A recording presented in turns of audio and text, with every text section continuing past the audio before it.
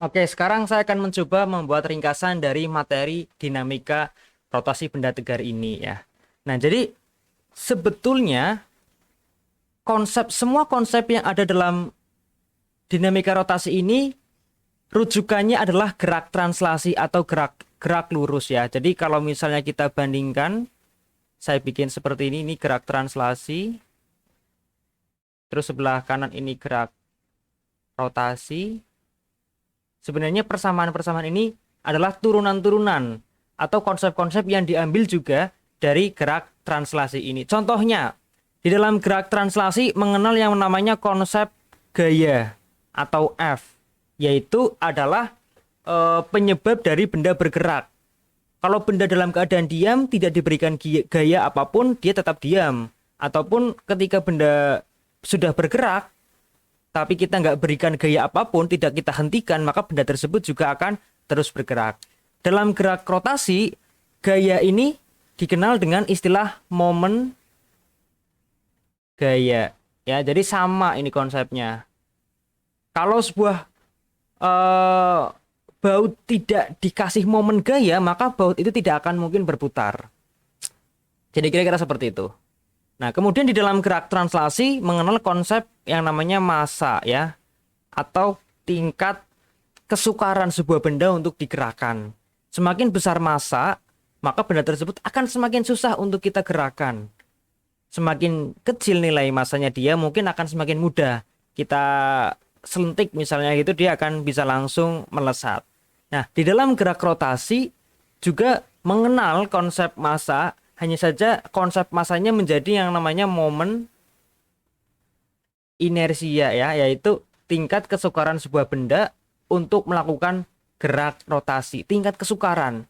Semakin besar momen inersia, maka semakin susah benda tersebut bergerak rotasi. Semakin kecil momen inersia, akan semakin mudah benda tersebut melakukan gerak rotasi. Nah, kemudian di dalam gerak translasi kita mengenal yang namanya percepatan linier. Atau biasa dengan simbolnya A ya. Nah, di dalam gerak rotasi kita juga mengenal yang namanya percepatan sudut, yaitu alfa. Seperti ini kira-kira.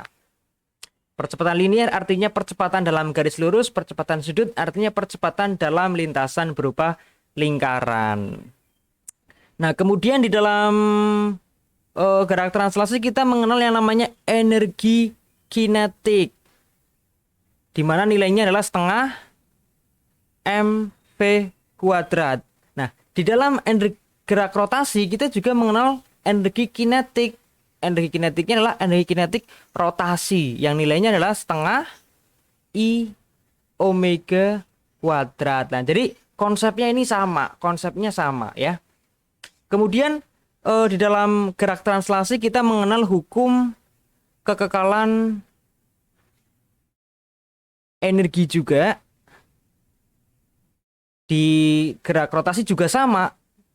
Di gerak rotasi juga sama. Kita mengenal di mana nilai energi mekanik mula-mula atau energi mekanik satu akan sama dengan energi mekanik terakhir atau energi mekanik yang kedua. Inilah konsep dari hukum kekekalan energi.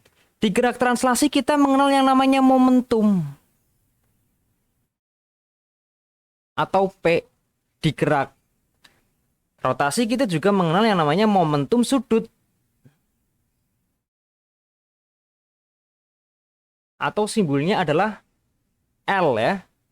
Di gerak translasi kita mengenal hukum kekekalan momentum. Kekekalan momentum ya. Momentum akhir harus sama dengan momentum mula-mula. Momentum benda di posisi akhir harus sama momentum benda di posisi mula-mula.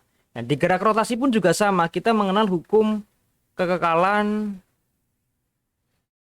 momentum sudut ya.